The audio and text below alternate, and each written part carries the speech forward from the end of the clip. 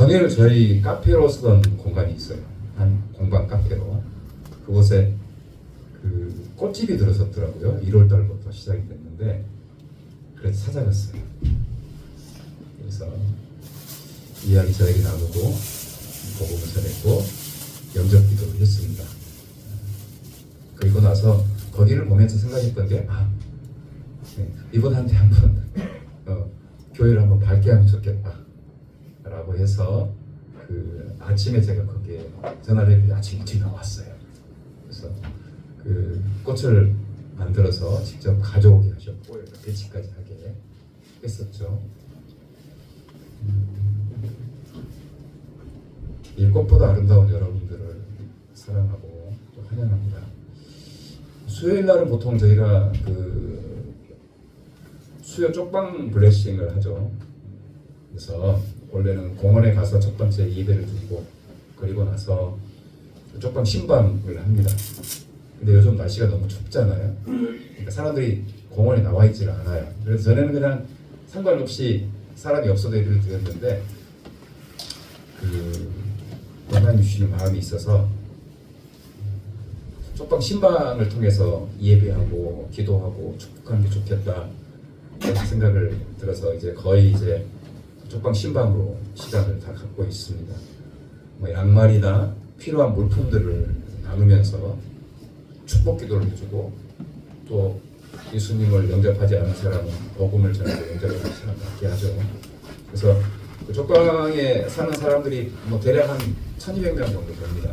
그래서 쪽방이 여러 군데 있는데 한 곳만 계속 가는 게 아니고 할 수만 있으면 다양한 곳을 다른 곳으로 매주 방문하려고 합니다. 이번 주에는 출발하기 전에 그 이불하고 쌀하고 물론 기본적으로 가져가는 것도 있었는데 또 생필품을 박스로 담은 게 하나 있었어요. 그래서 그것을 가져갔습니다. 그냥 가져가야겠다라는 마음을 주셨어요. 이번 주는 그 컵라면, 떡국 컵라면이 있죠. 그걸 나누고 그리고 저희가 찾은 장소는 그동안 잘 가지 않던 아주 구석진 곳이었습니다.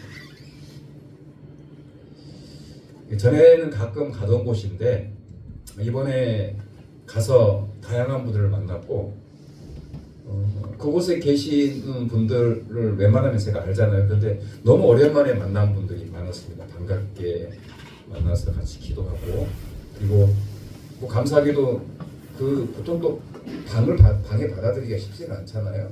관계들이 어느 정도 있으니까 방에 들어가서 같이 기도하고 축복하는 시간을 갖는 거죠. 이제 이렇게 방들을 돌고 기도하고 영접 기도를 하기도 하고 하면서 그곳 마무리를 하게 됐어요. 근데 마무리는 또 구석진 곳에 그곳이 구석진 곳에 또 구석진 곳을 찾았어요. 근데 그곳에 여자분이 살고 있었어요. 근데 이분은 3일 전까지 노숙을 하셨던 분이에요. 어떤 집사님이 3개월치 방세를 내주면서 방을 구해줬고 그래서 노숙에서 벗어났죠. 당연히 생활할 생필품들이 거의 없었어요. 뭐 잡다한 것들은 많이 있었는데 필요한 뭐 이불 그리고 쌀 그리고 또 그 생필품들이 없었습니다. 그래서 그것을 거기에 그분에게 다 드리게 됐습니다. 하나님이 예비하신 거예요. 뭐 거기 가면 이런 분이 있을 거다라고 말씀해 주신 건 아니에요. 절대로.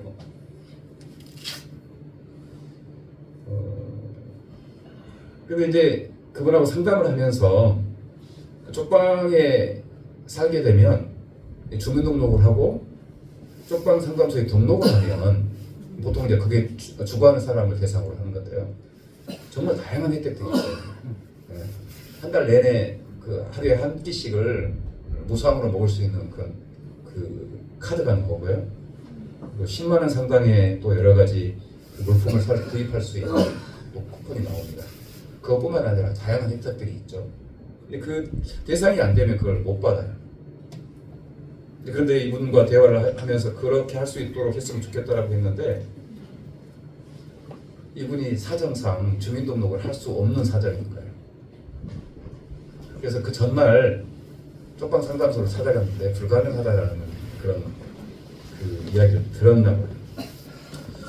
그래서 이제 쪽방 상담소가 아닌 그 사랑방이라는 곳이 자치조직인 그곳에 연결을 시켜줬는데 거기서 큰 도움을 못 받을 상황이었던 거예요. 그래서 아쉬웠죠. 많이 아쉬워서 기도해드리고, 그리고 이제 그분과 다음에 또 만날 것을 약속하고 나왔습니다. 이 나오는 길에 쪽방을 나가는 길에 그 쪽방 상담소 소장님하고 실장님이 그 길에서 이렇게 서 있는 거예요. 그런 일이 자주 없거든요. 그러니까 손님이 찾아오니, 귀한 손님들이 찾아오니까 마중을 나온 거죠. 근데 딱 마주쳤어요. 뭐 워낙 사역을 같이 협력해서 많이 하기 때문에 서로 반갑게 인사하고 그러면서 이제 새로 들어오신 그 여자분 이야기를 했어요. 아쉽다 이분이. 그런데 그 이야기를 듣고 나서 그분이 외적인 것이 있는데 주민등록은 안 돼 있어도 계약서가 있으면, 그분의 주민등록증하고 계약서가 있으면 도움을 받을 수 있다고 이야기해 주는 거예요. 저도 몰랐고 그분도 상담을 했는데 그게 안 됐던 건데 딱 그분을 만났거든요. 그래서 바로 뛰어갔는데 그분이 쪽방 상담소 앞을 지나가고 있는 거예요. 그러니까 엇갈렸으면 못 만날 뻔했잖아요. 이게 무슨 그냥 각본이 짜여진 것 같아요. 그분 모시고 쪽방 상담소로 들어가서 상담을 하고 서류들을 가져와서 내일 그 다음 날 절차를 밟기로 그렇게 반가운 만남을 하고 나왔습니다. 그리고 나오면서 그분이 근데 이분이 그러니까 세상적으로 보면 약간 뭐 부족해 보이는 분이에요. 뭐 그렇게 심한 건 아닌데 신앙이 있어요. 믿음을 따라 살려고 애를 써요. 그러면서 나오면서 그분이 하는 이야기가 예수님의 뼈는 대단합니다. 예수님의 뼈는 대단합니다.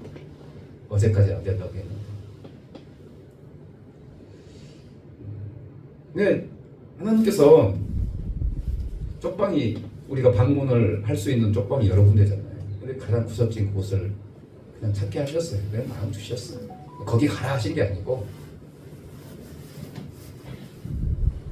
그리고 그냥 평상시에는 잘 가져가지 않던 이불, 쌀, 생필품 키트를 가져가게 하셨죠. 그러니까 주님의 마음이 그분께 있었던 거예요. 1년간 가까이 노숙을 하셨던 여자 몸으로서 하나님을 의지하는 그분의 모습에 대해서 하나님께서 그분을 향해서 마음이 있었던 거고요.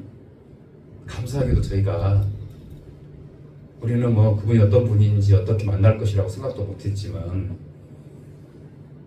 감사하게도 그분이 우리 교회를 통해서 그분을 살리신 거죠. 우리가 그 쓰임 받은 거예요. 절대 뭐 주님께서 뭐 그리 가라라고 하신 게 아니에요.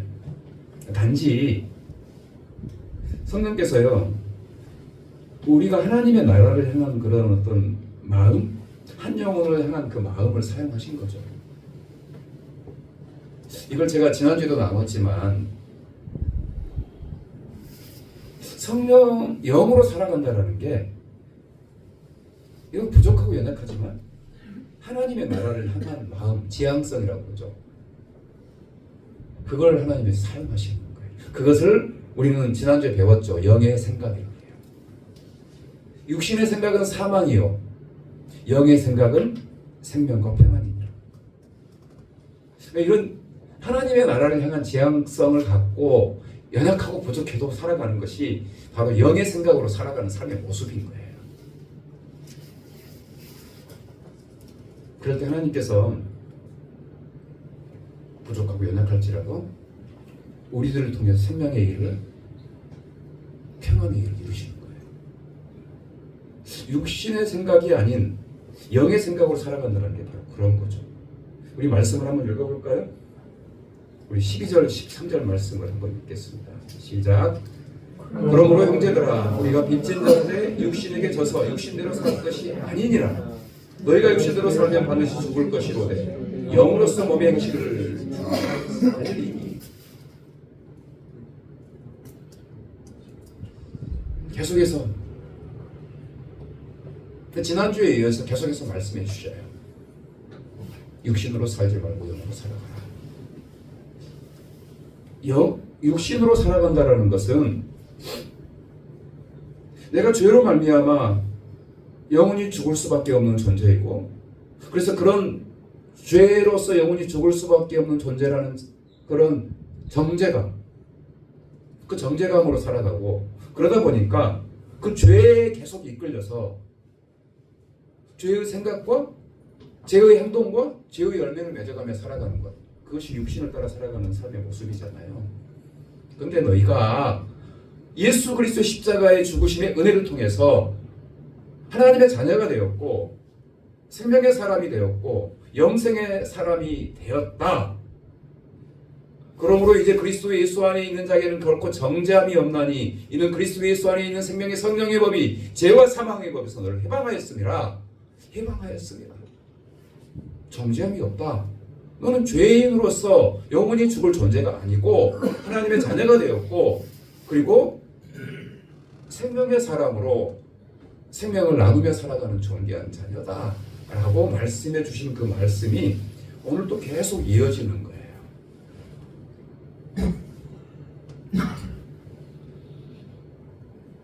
형제들아 너희가 빚진 자로 육신에게 져서 육신대로 살 것이 아니라, 절대 안 된다. 그렇게 살면 안 된다. 예수 그리스도로 말미암아 예수님의 십자가의 죽으심의 그 은혜를 통해 하나님의 자녀가 되었으니 죄책감을, 정죄감을 가질 것도 없고 영원히 죽을 것이라는 그런 두려움도 가지지 말고 영원한 생명을 주신 예수님의 십자가의 그 보혈의 은혜를 의지하고 그분의 인도하심을 따라서 내가 예수님의 마음을 따라서 하나님의 나라를 향한 그런 지향성이라고 했죠? 향한 마음, 그 마음을 갖고 살아가라. 여전히 죄악으로 살아가는 것은 오늘 그렇게 말씀하시죠. 내가 육신대로 살면 반드시 죽을 것이거든. 이것은 육신대로 살아가지 말라라는 말씀의 그 반어법입니다. 강하게 말씀하십니다. 우리가 예수 그리스도의 십자가의 은혜로 정죄함이 없고 생명의 사람이 되었고 하나님의 자녀가 되었어요. 그래서 죽을 일은 없어요. 근데 이 말씀을 하시는 것은 제발 이제 그 길로 가지 말아라. 그 길로 가지 말아라. 빚진 자라는 표현이 나오죠. 이 빚진 자의 의미가 두 가지로 나눠질 수 있어요. 죄악에 사로잡혀서 죄악의 빚진 자로 살아가는 자가 있고, 그리스도의 영원한 생명, 십자가의 빚진 자로 또는 사랑의 빚진 자로 살아가는 사람들이 있다는 거죠. 죄악의 빚진 자로 계속 살아가면, 죄악의 빚진 자로 계속 살아가면 육신대로 사는 거예요.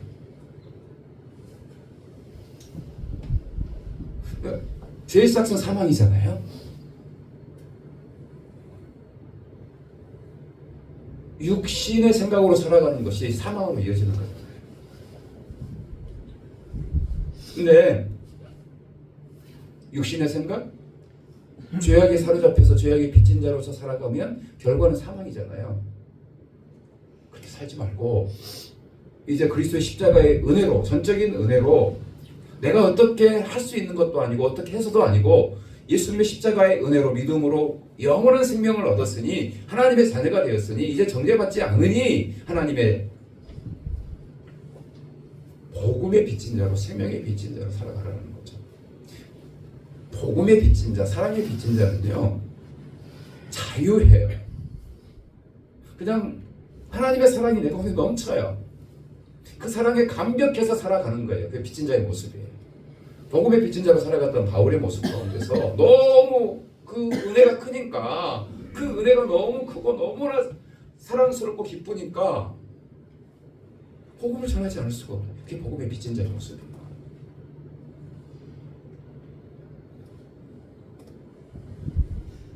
너희가 육신대로 살면 반드시 죽을 것이로되 영으로서 몸의 행실을 죽이면 살리리. 성령의 인도하심을 받아서 그 성령이 나로 하여금 내 안에 있는 과거에 정죄하고 죄악에 사로잡히고 여전히 그렇게 살아가는 것들을 성령께서 강권하시고 인도하셔서 하나님의 자녀로서 살게 하시는 것. 그게 바로 영으로서 몸의 행실을 죽이는 거예요. 성령이 나를 인도하시고 그 성령의 인도하심을 따라갈 때 내 안에 있는 죄성과 내 안에 있는 정죄감과 내 가운데 있던 못된 것들이 성령의 검으로 잘려져 버려요. 성령의 인도하심을 따라 살아가는 거예요. 성령의 인도라는 것은요, 강권하시는 거예요. 성령께서 나를. 내가 그렇게 살아갈 수 있도록 강권하셔요. 성령님은. 내가 성령님을 의지할 때. 그냥 그렇게 살도록 내버려두지 않으셔요. 상황을 따라서 또는 하나님의 주시는 마음의 감동을 따라서 강권하셔요. 왜요? 하나님의 자녀가 십자가의 죽으심을 통해서 하나님의 자녀가 된 그 하나님의 자녀가 죄악된 삶, 육신의 삶을 살아가도록 내버려두지 않으셔요. 강권하셔요.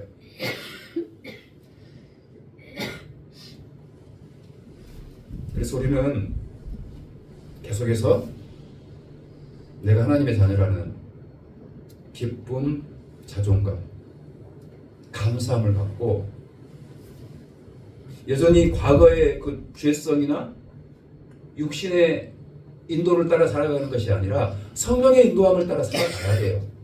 순간순간 그런 선택을 하는 거예요. 강권하시는, 우리를 인도하시는 그 성령님의 인도하심을 따라서 그렇게 살아가는 겁니다. 복음의 사랑의 빚진 자로서 그것이 너무 감격스러워서. 죄의 빚진 자는요, 죄에 이끌려 살아가요. 그래서 끝내 사만 이르는 거죠. 근데 우리는 죄의 빚진 자가 아니에요. 예수 그리스도 십자가의 죽으심을 통해서 이미 죄의 빚진 자에서 생명으로 옮겨졌잖아요. 영생으로. 그러니까 거기에 매일 이유가 없어요. 우리가 매여야 할 유일한 분이 있다면 예수 그리스도 그분인 거예요. 그분의 십자가, 그분의 복음, 자유함을 주고 기쁨을 주고 해방을 주는 그분의 십자가의 능력, 복음에 매여서 그것의 빚진 자로, 그 빚짐의 의미가 기쁨이고 감사이기 때문에 그 길을 걸어가는 거예요. 계속해서 그렇게 말씀하셔요. 강하게 말씀하셔요. 더 이상 죄의 빚진 자로, 육신의 빚진 자로 살아가지 말고 내가 너를 죽지 않았니? 너 살리시려고 내가 십자가에 달려 죽지 않았니? 내가 너를 얼마나 귀하게 여기고 소중히 여기면, 그래서 이 복음이 너를 살리지 않았니? 내가 유일하게 빚진 자로 살아갈 모습은 바로 복음이다. 그래서 십자가다라고 말씀해 주시는 거예요. 그렇게 살아가라. 죄악에 매이지 말고 그렇게 살아가라. 오늘 중요한 말씀입니다. 계속해서 말씀 읽을까요? 자, 14절 말씀입니다. 14절, 15절 같이 읽겠습니다. 시작.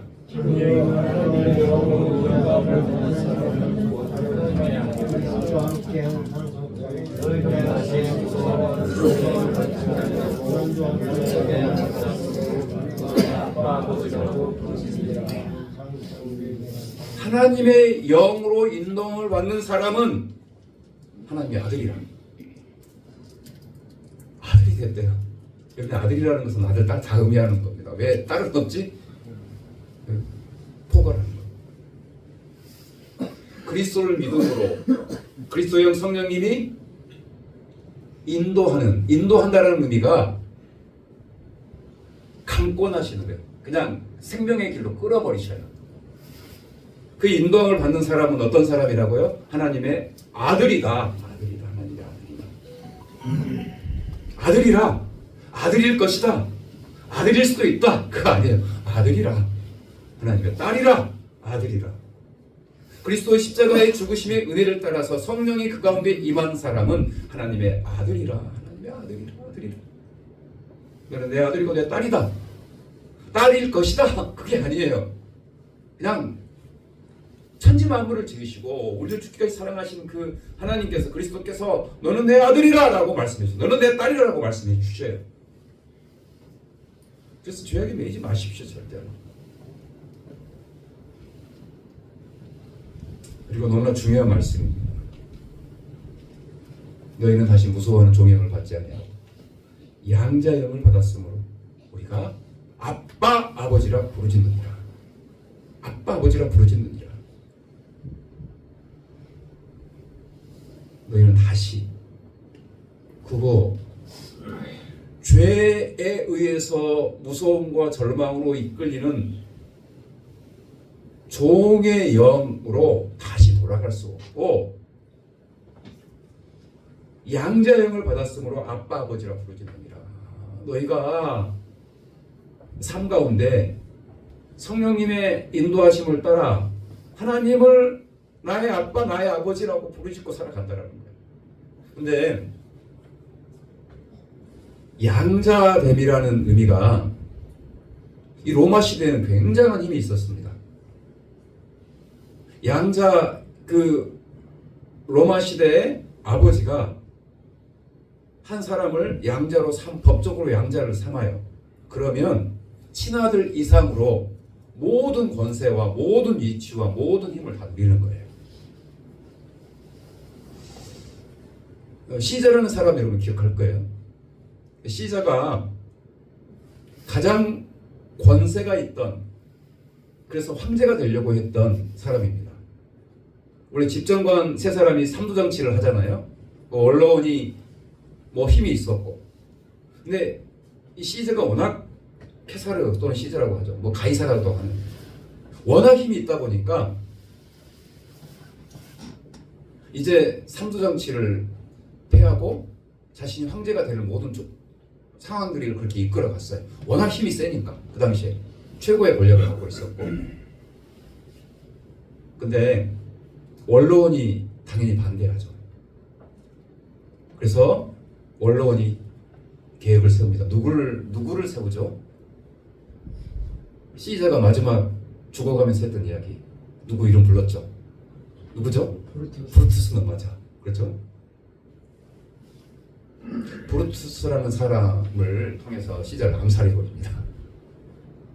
그러니까 시저가 가장 아끼던 부하였는데 그 부하였던 브루투스가 오니까 그냥 방어적인 자세가 아니었겠죠. 그러니까 암살을 해버리잖아요. 그래서 원로원이 원했던 모습대로, 그러니까 지금은 그렇게 가겠죠. 근데 시저가 죽고 나서 유서를 남겼어요. 유언장을. 그 유언장에 자신의 양자로 삼을 사람을 그 유언장에 적었어요. 그러니까 다들 깜짝 놀랐어요. 보통 양자는 그랬던 것 같아요. 양자를 삼으면 그 사람이 친아들 이상의 어떤 권세를 갖는 거잖아요. 그래서 아들이 없었을 때 가까운 친척 중에서 똑똑한 사람, 안 그러면 그런 경우도 있었나 봐요. 아들이 있는데 비리비리해요. 이 녀석이 우리의 어떤 집안의 것들을 일으키지 못할 것 같으면 또 양자를 세우기도 했습니다. 근데 양자 한 사람을 시저가 세웠어요. 근데 이 사람이 가까운 친척도 아니고 나이도 18살 먹은 아주 젊은 친구예요. 상상도 못한 사람이 양자로 유언에 적혀 있었고 그 실제가 양자가 됐어요. 그게 누구냐 그러면 옥타비아누스라는 거예요. 18살이니까 힘도 없었고, 그리고 실제로 이렇게 그 시저가 케사리가 죽고 나서 양자가 됐으면 물려받을 재산이 좀 많아야 되는, 재산이 그렇게 많지도 않았고, 근데 이 옥타비아누스라는 사람이 그 당시 최고의 권세를 갖고 사람들이 또 로마 사람들도 황제가 되기를 바랬던 것 같아요. 근데 그 사람의 아들이라는 양자라는 이유 하나 때문에 이 사람이 뭐가 돼요? 최초의 로마의 황제가 됩니다. 안토니우스하고 싸움에서 이겨요. 그건 왜인 줄 아세요? 시저 케사르의 양자였다는 이유 하나 때문에. 그 양자됨이라는 게 로마 시대에는 엄청난 놀라운 힘이 있었던 거예요. 우리가 오늘 이 말씀을 통해서 너희가 다시는 무서워하는 종의 종의 자녀가 아니고 양자의 자녀가 되었다. 너희가 다시는 무서워하는 종의 영을 받지 아니하고 양자의 영을 받았으므로 우리가 아빠 아버지라 부르짖느니라. 그러니까 우리가 하나님의 자녀가 되고 하나님을 아버지라고 부르는 그 권세가 얼마나 큰가를 로마 시대의 양자됨의 그 의미와 연결해서 말씀을 하고 있는 거예요. 그 친아들 이상의 권세와 힘을 갖고 있었고, 그래서 케사르의 아들이라는 이유 하나 때문에 그렇게 연약하고 배경도 없었던 옥타비아누스가 황제가 될 정도로 양자됨의 권세가 그만큼 컸던 로마 시대에 그 양자됨을 말씀하고 있어요. 너희가 예수 그리스도 십자가의 죽으심의 은혜를 통해서 하나님의 자녀가 되었다. 양자가 되었다. 그래서 아빠 아버지라 부르짖느니라. 아빠 아버지라 부르짖느니라.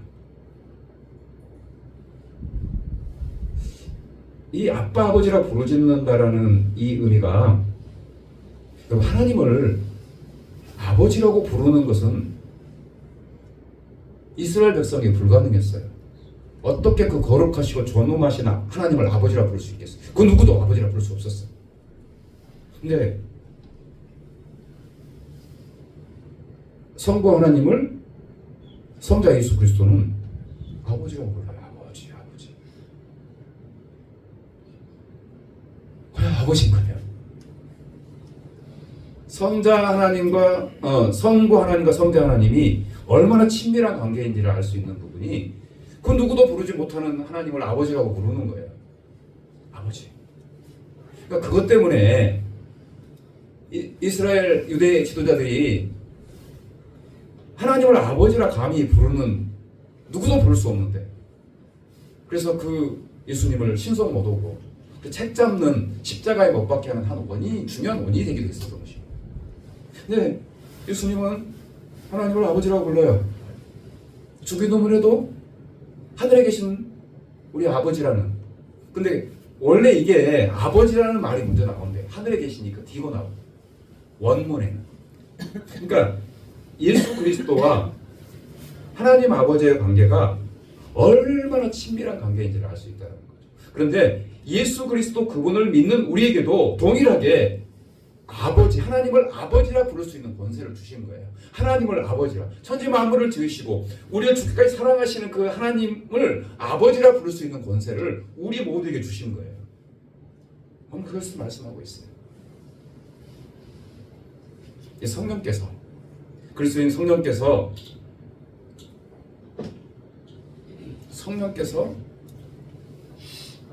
하나님을 아버지라 부를 수 있는 권세를 주셨어요. 그리고 우리는 하나님을 아빠라고 부를 수 있는, 이게 여러분 옛날에 아버지를 아빠라고 불렀나요? 못 불렀던 것 같아요. 그러니까 관계가 지금이야 친밀해졌기 때문에 아버지를 아빠라고 부르지, 옛날에, 그러니까 좀 그 가정의 권세가 좀 셀 때는 감히 아버지를 그냥 아빠라고 부르지 못했던 것 같아. 그냥 아버지 정도.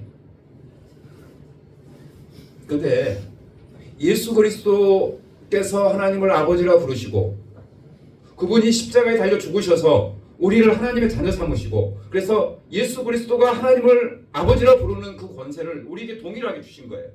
하나님의 자녀인 우리에게 하나님을 아버지라 부를 수 있게. 그 권세가 얼마나 크고 놀라운 것인지 아빠 아버지라 부르짖게 하셨어요. 예배 가운데 하나님을 아버지라 부르잖아요. 우리가 기도할 때 가장 먼저 하는 게 뭐예요? 하나님 아버지. 그쵸? 아버지라고 불러요. 아버지.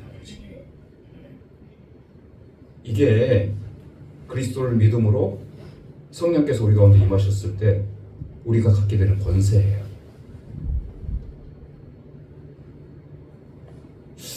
제가 여러분과 함께 한번 나눈 적이 있을 거예요. 그러니까 신앙의 어떤 경험이라는 것은 그걸 일반화시키면 안 돼요. 하나님께서 각자에게 주시는 은혜를 따라서 경험을 하게 하시고요. 제가 얼마 전에 그 이야기 했을 거예요. 제 생일이기도 하고 영적 생일이기도 하다. 11월 달. 11월 11일 때 빼로데이가. 저는 그날을 절대 잊지 못합니다. 1993년 신림동에서 제가 처음 교회를 나가고 2달 만에 그 11월 11일 날 하나님께서 만나 주셨던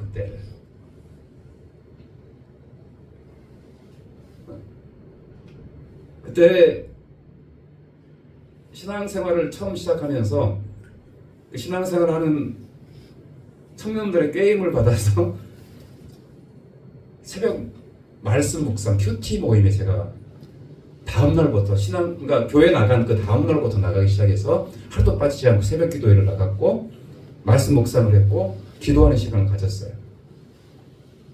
근데 2달째 되던 그때 내가 하나님께 나의 삶을 드려야겠다라는 마음이 있었고, 그러니까 11월 11일 그 전날 10일 날 제가 교회를 갔어요. 10시인가 11시인가. 그래서 기도했어요. 기도하는데 막 눈물이 나오는 거예요. 막 내 죄가 고백되고 눈물 콧물 다 흘렸어요. 그러다 어느 순간 예배당에 쓰러졌어요. 하나님께서 임하셨구나라는. 그러니까 2달째니까 뭘 알겠어요. 근데 제가 쓰러지고 나서 제 입에서 나오는 외침이 있었어요. 외침. 딱 한마디. 아마 들어본 분이 있을 것 같아요. 저는 다른 말도 하고 싶었어요. 아니, 성령님이라는 분에서 듣긴 했기 때문에, 그랬나 보다라고 생각, 너무 기뻤거든요. 근데 다른 말이 안 나와요. 절대 안 나와요. 뭐라고? 2-3시간 그렇게 뒹굴면서 외쳤던 말. 아버지, 아버지, 아버지, 아버지, 아버지. 다른 말이 안 돼요. 아버지? 어릴 때 불렀던 아주 원초적인 이야기. 아버지, 아버지, 아버지. 서너 시간을 그렇게 뒹굴었던 것 같아요. 새벽 기도가 시작되기 전까지. 왜 몰랐죠. 이게 뭔지를. 무슨 의미인지도. 시간이 지나니까 아버지라고 부르다가 아버지. 어릴 때 아빠라고 안 하고 아버지라고 불렀잖아요. 왜 이러지? 조금 내가 좀 할렐루야도 외치고 그러고 싶은데 왜 안 될까? 아버지, 아버지, 아버지. 계속. 그때도 몰랐어요. 근데 지금 이 말씀, 그거구나. 아버지라 부르시게 하셨구나. 그러니까 제가 이야기하는 것은 어떤 체험이라는 것은 아주 보편화시킬 수는 없어요. 다 사람마다 달라요. 근데 아버지라 부르시게 하셨어요. 동일할 거예요. 모습은 달라도 하나님을 아버지라 부르짖게 하는 그 은혜가 성령이 임했을 때 우리 가운데 임하는 거예요. 예배 중에 모습은 다양할지라도. 그래서 이 말씀이 오늘 이 말씀에 근거한 것이기도 하고, 그리고 또 갈라디아서도 이 말씀. 갈라디아서에도 이 말씀이 동일하게 등장을 하죠. 아빠, 아버지라 부르게 하셨느니라. 우리가 하나님을 아버지라 부를 수 있다는 게 얼마나 큰 은혜인지 몰라요.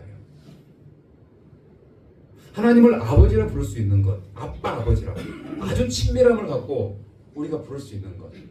구약시대 사람들은 감히 하나님 앞에 나올 수도 없었고, 하나님의 이름이 너무나 존엄하고 존귀해서 하나님이라는 이름도 제대로 부를 수 없었던 그런 우리 인간들에게 하나님이신 그분이 이 땅에 오셔서 우리의 그 죄악과 우리의 허물과 하나님과의 완전히 깨어져 버린 관계를 십자가에 달려 죽으심으로 우리를 자녀 삼으시고, 하나님 예수 그리스도께서 부르셨던 아버지, 아빠, 아버지라고 부르셨던 그 고백을 우리도 동일하게 하게 하신 거예요. 이게 바로 성령께서 우리 가운데 고백하게 하는 놀라운 능력입니다.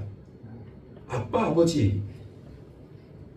우리가 그냥 예배 때 또는 기도 때 부르는 그 기도가 그 아버지 또는 아버지라는 것이 그냥 단순한 게 아니에요. 얼마나 놀라운 것인지, 얼마나 하나님의 큰 은혜와 사랑 가운데 우리에게 부여된 것인지를 고백하고 아버지라고 부를 때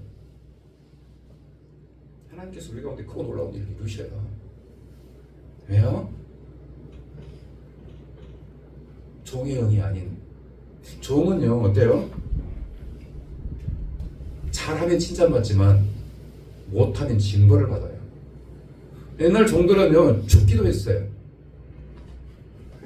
그게 무서워요. 잘 보여야 돼요. 말도 조심해야 돼요. 근데 하나님의 자녀가 된, 하나님을 아빠 아버지라고 부르면요 그것에 대해서 염려할 필요가 없어요. 왜요? 자녀가 되었으니까. 좀 못나도, 좀 무너진 삶을 살아도 우리 아버지는요 안아주셔요. 누가복음 15장에 둘째 아들 탕자가 아버지 앞에서 못된 짓 하다가 유산으로 받아야 할 모든 재산 가갖고 이방 땅으로 가서 허랑방탕하게 쓰고 다 그 재산 다 탕진하고 돼지와 함께 먹이를 먹는 그런 처지가 됐잖아요. 그래도 내가 돼지와 함께 먹이를 먹는 그런 꼴로 사는 것보다 내가 아버지 종이 돼서 아버지와 함께 있고 싶다라는 그런 마음, 얼마나 많이 내가 갈까 말까 얼마나 많이 고민했겠어요. 그런데 가기로 결단을 해요. 누가복음 15장 19절 이하 말씀. 지금부터는 아버지의 아들이라 일컬음을 감당하지 못하겠나이다. 나를 품꾼의 하나로 보소서 하리라 하고 이에 일어나 아버지께로 돌아가니라. 아직도 거리가 먼데 아버지가 그를 보고 측은히 여겨 달려가 목을 안고 입을 맞추니 아들이 이르되 아버지 내가 하늘과 아버지께 죄를 지었사오니 지금부터는 아버지의 아들이라 일컬음을 감당하지 못하겠나이다 하나 아버지는 종들에게 이르되 제일 좋은 옷을 내어다가 입히고 손에 가락지를 끼우고 발에 신을 심기라. 그리고 살진 송아지를 끌어다가 잡으라. 우리가 먹고 즐기자. 이 내 아들은 죽었다가 다시 살아났으며 내가 잃었다가 다시 얻었노라 하니 그들이 즐거워하더라. 이게 우리 아버지예요. 무서워하는 종의 영이 아니에요. 양자의 영, 아빠 아버지라 부르시는 우리들에게 하나님께서요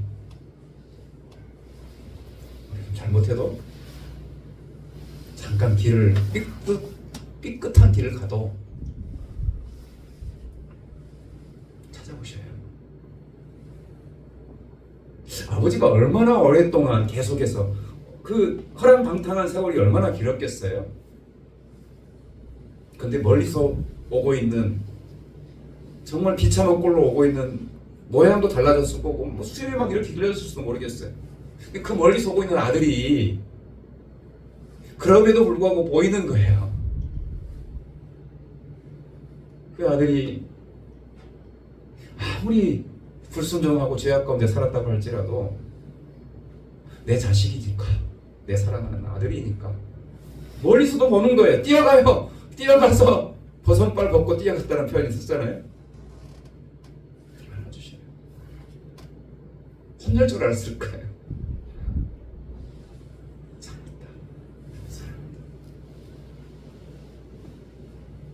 가장 좋은 곳으로 종들 앞에서 내가 종이 하나로 여김받겠습니다라고 했을 때 그 종들 앞에서 가장 좋은 곳으로 먹여라. 가장 좋은 곳으로 입혀라. 그리고 가장 좋은 잔치를 베풀자. 안아주시는 거예요. 그게 하나님의 자녀된, 하나님을 아빠 아버지라 부르는 하나님의 자녀에게 주시는 은혜예요. 그 아빠 아버지께 우리는 기도할 수 있고요.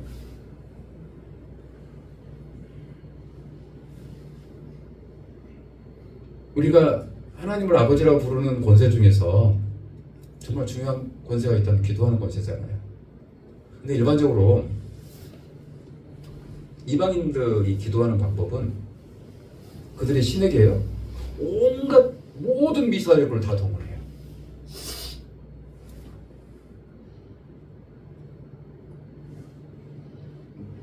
그러니까 앞에 서론이 엄청 길어야 돼요. 왜냐하면 친밀감이 없으니까. 그래서 기도할 때 별별 비사레고들을 다 섞어서 뭐 그런 것들을 뭐 그러니까 서론으로 기도하는 게 한 5분이 될지도 모르겠어요. 그들은 왜요? 잘 보여야 되니까. 치밀하지 않으니까. 온갖 미사레고와 그리고 내가 이렇게 헌신할게요, 내가 이렇게 할게요라고 다 이야기한 다음에 내가 원하는 것을 요구하는 거죠. 그게 아버지의 관계가 아닌 종의 관계로 살아가는 사람들의 모습이에요. 근데요, 하나님을 아버지로 모시고 있는 사람은 딱 한마디 하면 돼요. 아버지. 끝. 배고픈 상태에서 아버지 부르면 알아요. 아이고 내 새끼 배고파. 병들어서 아버지 알아요. 내 인생이 무너져서 절망스러운 상황 가운데 내가 이런 상황이 있어요 라고 말하지 않아도 하나님 아셔요. 아버지는 아셔요. 왜요? 내 새끼니까. 다 아셔요. 아버지. 우리의 기도가 그런 기도가 되기를 축복합니다. 우리가 육신의 삶을 살지 않고 영으로 살아간다는 게 그거예요.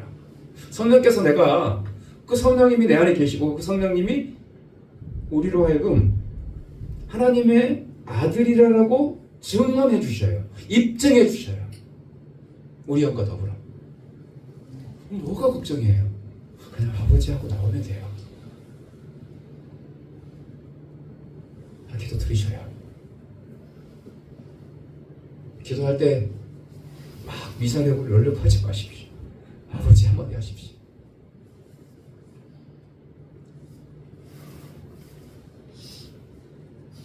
이번 주일날 우리가 예배 마치고 식사 거의 마무리하면서 같이 기도했잖아요. 그쵸? 기도 기억하시죠?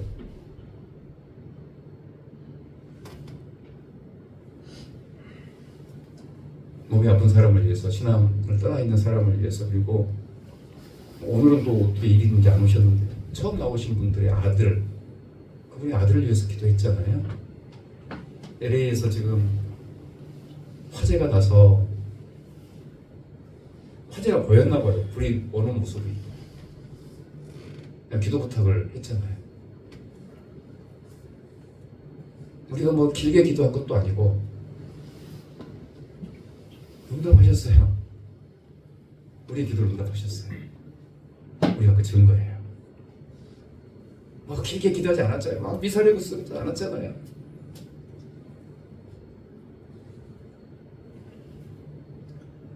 하나님께서 우리를 이렇게 인도하셔요. 왜요? 자식 새끼니까. 아들 딸이니까. 아빠 아버지라 부르시느니라. 아빠!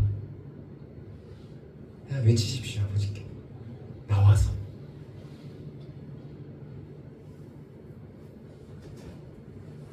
새신자로 오신 그분의 아들이 LA에서 있었는데 그분이 연락이 왔어요. 아들하고 연락을 하고 나서 두 번째 집에서 불이 그쳤다라는 거예요. 뭐라고 말하겠어요, 이걸 우리가. LA 산불은 우리가 지금 기사로 보면서 얼마나 그게 무서운지 알잖아요. 그냥 아버지라고 기도하고 부르며 나아가는 거죠. 말씀을 계속 읽겠습니다. 넘겨주시고요. 17절부터 18절까지 말씀 같이 읽겠습니다. 시작. 자녀이면 또한 상속자, 곧 하나님의 상속자요 그리스도와 함께한 상속자니 우리가 그와 함께 영광을 받기 위하여 고난도 함께 받아야 할 것이다. 생각하건대 현재의 고난은 장차 우리에게 나타날 영광과 비교할 수 없도다. 상속자. 자, 아까 양자가 양자일지라도 로마의 법은 신하들 이상의 상속을 받고 권위, 권세 그리고 모든 것들을 상속받는다고 이야기했을 거예요. 근데 여러분 그 상속을 받을 때 지금도 그러는데요. 상속을 받을 때 두 가지를 상속받습니다. 재산을 상속받고 또 뭣도 상속받죠? 네? 네? 네. 부채, 빚도 상속받아요. 그렇죠? 일반적으로 그렇잖아요. 어떤 상속권을 가진 사람이 자식이요, 부모의 재산도 상속받지만 빚도 상속을 받아요. 그러니까 사람들은 보통 이 상계를 하죠. 이 빚과 재산과 상계를 해서 빚이 많으면 어떻게 포기해버리죠, 상속권을. 우리가 하나님의 자녀고 하나님의 자녀로서 우리가 상속을 받아요. 하나님의 자녀됨의 권세를. 하나님이 주시는 모든 하나님의 자녀됨의 권세를 받아요. 근데 한 가지 더 우리가 뭘 더 받아야 돼요? 고난을 받는 거예요.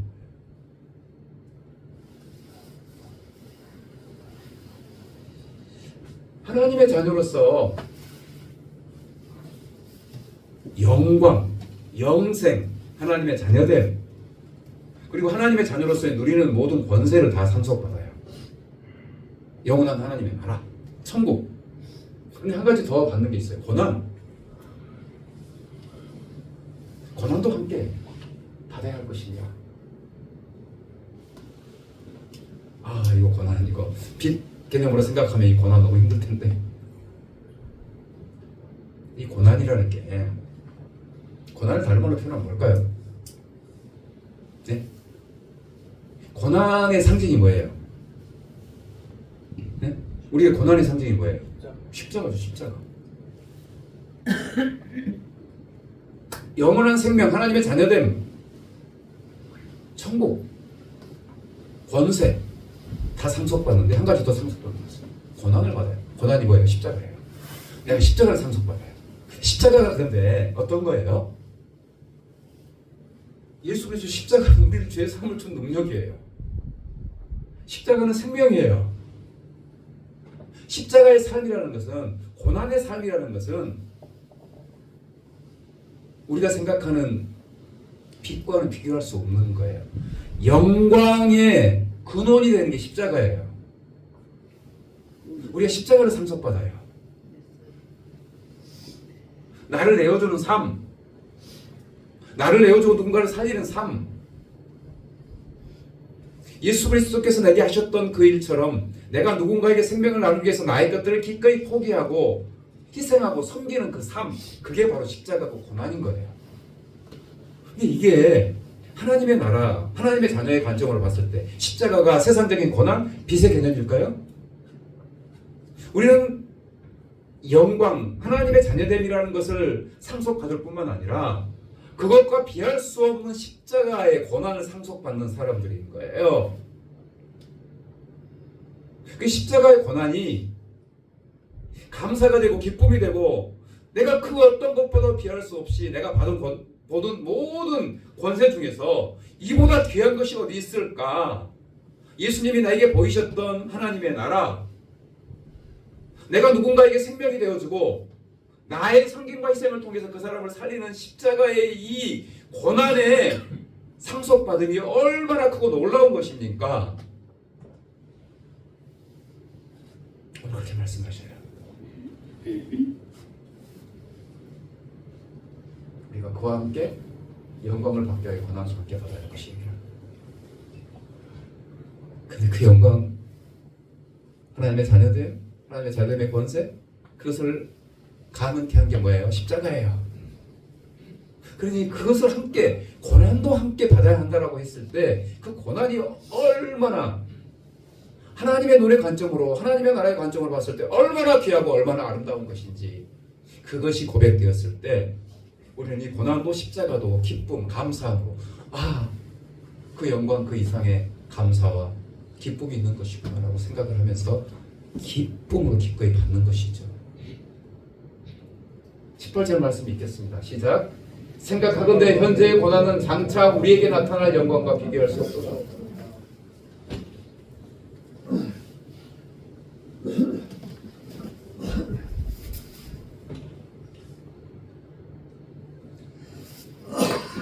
성령의 인도하심을 따라서 살아갈 때